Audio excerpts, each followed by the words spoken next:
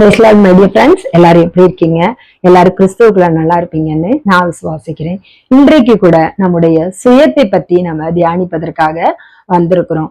சுயம் அப்படின்னா என்ன அப்படின்னா, நான், என்னால அப்படின்றது அர்த்தம். மாம்சம் மாம்சம் கர்த்தருக்கு விரோதமான பகையா இருக்கிறது. நம்மில் சில பேரு பார்த்திருப்போம். நிறைய நம்ம இப்போ ஒரு வீட்டுல இருக்குன்னு வச்சுங்களேன், நான் சொன்னதுதான் நடக்கணும், நான் வைக்கிறதுதான் சட்டம், எனக்கு கீழே தான் என்ன செய்யணும், எல்லாரும் இருக்கணும், என்னுடைய ஆசை மாத்திரம் என்ன செய்யணும், நிறைவேறணும், என்னுடைய விருப்பம் மாத்திரம் நிறைவேறணும், நான் சொல்றதுதான் எல்லாரும் நடக்கணும், எனக்கு கீழ்ப்படிஞ்சு இருக்கணும், எல்லாருமே என் கைக்கு கீழே தான் இருக்கணும் அப்படின்னு சொல்லி ஒரு சில பேர் வீடுகள்ல சரி, வேலை பார்க்குற அலுவலகங்கள்ல சரி, கூட படிக்கிற நண்பர்கள்ல சரி அப்படியே நடந்துக்குவாங்க. இந்த சுயமா நடந்துக்கிறவங்களுக்கு என்னென்ன காரியங்கள் நடக்கும் அப்படின்னு சொல்லி பார்ப்போம். இந்த சுயமா நடக்கிறவங்கள்ட்ட நீதி, நியாயம், கர்த்தருக்கு பயப்படுகிற பயம் எதுவுமே இருக்காது.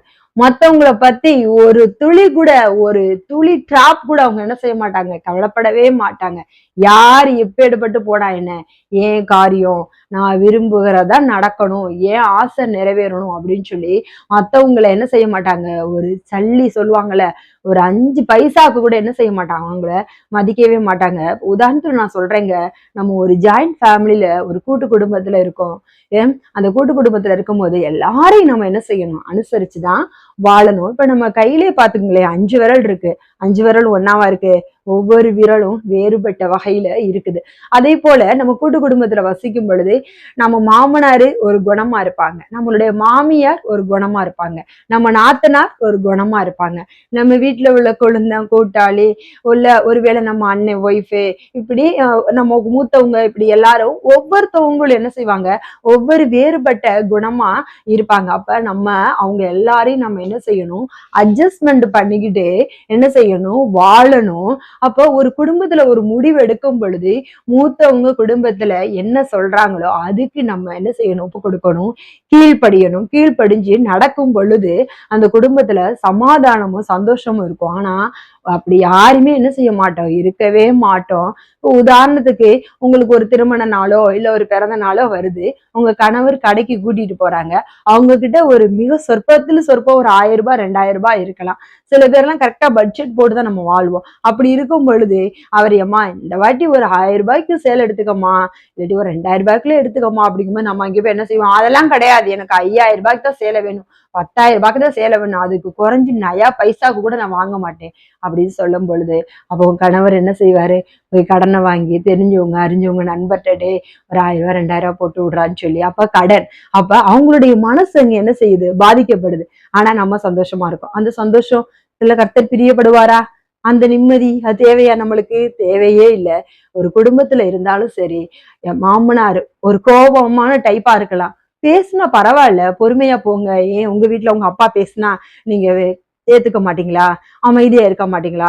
சில பேரு மாமியார்னாலே அவங்களுக்கு பிடிக்காது, அவங்க கிட்ட ஏதாச்சும் குற்றம் கண்டுபிடிச்சுட்டே இருப்பாங்க. என்னுடைய ஜென்ரேஷன் வேற, எங்க மாமியாருக்கு ஒண்ணும் தெரியாது, எங்க மாமனாருக்கு ஒண்ணும் தெரியாது, எங்க அப்பா அம்மாவுக்கு ஒண்ணும் தெரியாது.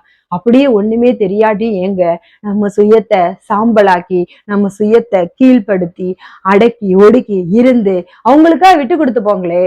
நம்ம பாருங்க, நம்ம வாழ்க்கையில ஏசப்பா அப்படின்னு சொல்லி கும்பிடுறோம், ஜீசஸ் அப்படின்ற வேர்டு இருக்கு, அந்த ஜே பாத்தீங்களா எவ்வளவு அழகா நெளிவா இருக்கு. அது போல நம்மளும் எந்த இடத்துல இருந்தாலும் பிளெக்சிபிளா இருக்க நம்ம என்ன செய்யணும், கற்றுக்கொள்ளணும், வளைந்து போகணும்.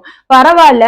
ஒரு சில பேரு இப்ப உதாரணத்துக்கு சொல்றேன், ஒரு கம்பெனில நீங்க ஒர்க் பண்றீங்க, உங்களுக்கு எப்போதுமே என்ன செஞ்சிரும், 5 மணிக்கு என்ன செஞ்சிரும், வேலை முடிஞ்சிரும். அப்ப அன்னைக்குன்னு பார்த்து ஒரு ஒர்க் லோடு இருக்கு, உங்க மேனேஜரோ உங்க உயர் அதிகாரியோ வந்து, மேடம் சிஸ்டர் ஒரு இன்னைக்கு மட்டும் ஒரு 5-10 வரைக்கும் நீங்க இந்த ஒர்க்கை முடிச்சு கொடுத்துட்டு போனீங்கன்னா இந்த நம்ம இன்னைக்கு இதை பினிஷ் பண்ணிடலாம், அந்த ஃபைல நம்ம மூவ் பண்ணிடலாம் அப்படின்னு சொல்லும்போது நீங்க என்ன சொல்லுவீங்க, அதெல்லாம் கிடையாது, எனக்கு 5 மணினா 5 மணி தான் டைம், 5 மணிக்கு மேல 1000 கோடி கொடுத்தாலும் என்ன செய்ய முடியாது, நான் பார்க்க முடியாது அப்படின்னு சொல்லிட்டு நீங்க உங்க ஆசையோட உங்க இச்சையோட வரக்கூடாது.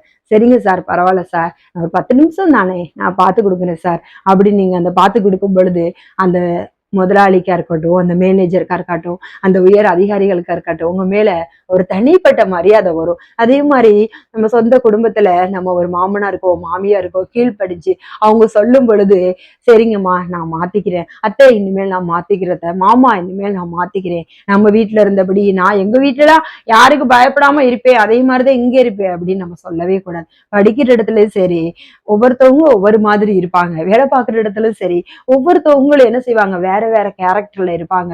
நம்ம என்ன செய்யக்கூடாது, அப்படியே நிமிர்ந்து ஒருபோது இருக்கக்கூடாது. அந்த வார்த்தை எப்படி வளைந்து கொடுக்குது, அதனால பிளெக்சிபிளா இருக்கணும். நாணல் எப்படி வளைந்து கொடுக்குது எல்லா பக்கட்டும், அப்படி வளைந்து கொடுக்காட்டி அந்த நாணல் காத்தடிக்கும் போது என்ன செஞ்சிரும், அடிச்சுட்டு போயிரும். அதே போல நம்ம குடும்பத்திலயும் சரி, வேலை பார்க்குற இடத்துலயும் சரி, நம்ம போற எந்தெந்த காரியம் என்ன செஞ்சாலும் சரி, நம்ம மாம்சத்தை நம்ம என்ன செய்யணும், அடியோட கீழே போட்டு புதைச்சிடணும். அடுத்தவங்களுடைய விருப்பத்துக்கும் கொஞ்சம் செவி கொடுங்க, அடுத்தவங்க சொல்றதையும் கொஞ்சம் கேளுங்க, அடுத்தவங்களுக்கும் கொஞ்சம் என்ன செய்யுங்க, விட்டு கொடுங்க. விட்டு கொடுக்கறதுனால நம்ம ஒருபோது என்ன செய்ய மாட்டோம், கெட்டு போகவே மாட்டோம். நீங்க அநேக காரியங்கள்ல பாருங்களேன், ஒரு பெற்றோருக்கோ, ஒரு மாமனாருக்கோ, மாமியாருக்கோ, உங்க கணவருக்கோ, அவர் ஒருவேளை கோபக்காரரா இருக்கலாம், இல்ல ஒருவேளை அமைதியா இருக்கலாம். அப்படி மாதிரி சூழ்நிலைகளை நீங்க விட்டு கொடுத்து போகும்போது பாருங்களேன், உங்க மேல உங்க குடும்பத்துல எல்லாருக்கும் ஒரு தனிப்பட்ட மரியாதை வரும். அப்புறம் சொல்லுவாங்க, என் மருமக எது செஞ்சாலும் நல்லதாதான் செய்வா, என் மருமகளுக்கு எல்லாமே தெரியும் அப்படின்னு சொல்லி உங்களை குறித்து ஒரு பேரு உங்க குடும்பத்துல, நீங்க வேலை பார்க்குற இடத்துல இருக்கலாம், உங்களை சுத்தி இருக்க உங்க உற்றார் உறவினர்கள் மத்தியில வரலாம். என்னைக்குமே நம்ம பிளெக்சிபிளா இருக்க வாழ கற்றுக்கொள்ளணும். அதான் ரோமர் 8:7 வசனம் இப்படியாக சொல்லுகிறது, மாம்சம் கர்த்தருக்கு விரோதமான பகை. ஓகேவா மை டியர் ஃப்ரெண்ட்ஸ்? அதனால நம்மளுடைய சுய விருப்பங்களா இருக்கட்டும், எந்த இடத்துக்கு போனாலும் நான் நான் நான் நான் அப்படின்ற அந்த இது இருக்கவே கூடாது. நாம் அப்படின்னு சொல்லி பாருங்க, அந்த உதடு கூட அப்பதான் இணையும். நான் சொன்னா அந்த உதடு கூட என்ன செய்யாது, இணையாது. அதனால கர்த்தருக்கு பயப்படுகிற பிள்ளைகளாகவும், எல்லாருடைய விருப்பங்களை நிறைவேற்றுகிறவர்களாகவும் நம்ம என்ன செய்யணும், எல்லாருக்காகவும் நம்ம எப்போதும் பிளெக்சிபிளா வளைஞ்சு போகணும். நம்மளுடைய சுயத்தையோ மாம்சத்தையோ சார்ந்து இருக்கக்கூடாது. கர்த்தர் இதுல என்ன நினைக்கிறாரு, அவருடைய விருப்பம் எப்படி இருக்கு அப்படின்னு நினைச்சு நீங்க செயல்படுங்க, உங்க வாழ்க்கையை ஒப்புக்கொடுங்க. கர்த்தர் உங்களை அளவில்லாமல் ஆசீர்வதிப்பாரா. ஓகே மை டியர் ஃப்ரெண்ட்ஸ், இன்றைய நாளின் கூட இந்த வேத வார்த்தையின்படி உங்க வாழ்க்கையை ஒப்புக்கொடுங்க. கர்த்தர் உங்களை அளவில்லாம ஆசீர்வதிப்பாரா. ஓகே மை டியர் ஃப்ரெண்ட்ஸ், இந்த காரியத்திற்காக நாம் உங்களோட ஜெபிப்போமா. இல்லை அன்பின் பரலோக பிதாவே, ஆசீர்வதிக்கப்படும் நாளுக்காக கூட நன்றி தகப்பனே. இன்றைய தேவ செய்தியின்படி நாங்க எங்களை வாழ ஒப்பு கொடுக்கிறோம் சுவாமி, அர்ப்பணிக்கிற சுவாமி. ஒருபோதும் நாங்க எங்க மாம்சத்தையோ சுயத்தையோ நான் அப்படிங்கிற அந்த எண்ணத்தையோ சார்ந்து இதுவரைக்கும் நாங்க வாழ்ந்திருந்தா எங்களை தயவாய் மன்னிங்க தகப்பனே. நீ ஒருபோது நாங்க அப்படி வாழ மாட்டோம் தகப்பனே. உமக்கு பயப்படுகிற பிள்ளைகளாகவும் எங்க வீட்டுல எங்க குடும்பத்துல நாங்க வேலை பார்க்கிற இடத்துல அங்க படிக்கிற இடத்துலயா இருக்கட்டும், எங்கேயா இருந்தாலும் ஏசப்பா எல்லாருக்கும் முன்பதான் நாங்க பிளெக்சிபிளா நாங்க வாழ எங்களை ஒப்பு கொடுக்கிறோம் சுவாமி, அர்ப்பணிக்கிறோம் தகப்பனே. எப்போதும் ஆமென் உமக்கு பயப்படுகிற பயத்தை எங்களுக்கு கொடுங்க தகப்பனே. நீங்க அப்படி செய்ய போற கிருபைக்காக கூட நன்றி நன்றி ஏசப்பா. ஜெபத்தின் மூலம் உங்களுக்கு நாமும் மாத்திரம் மகிமைப்படுவதாக சுவாமி. நீங்கள் பெருகவும் நாங்கள் சொல்வோம் தரைமட்டமாக தாழ்த்தி அர்ப்பணி ஜெபிக்கிறோம். ஜெபம் கேளும் ஜீவனும் நல்ல பிதாவே. ஆமென்.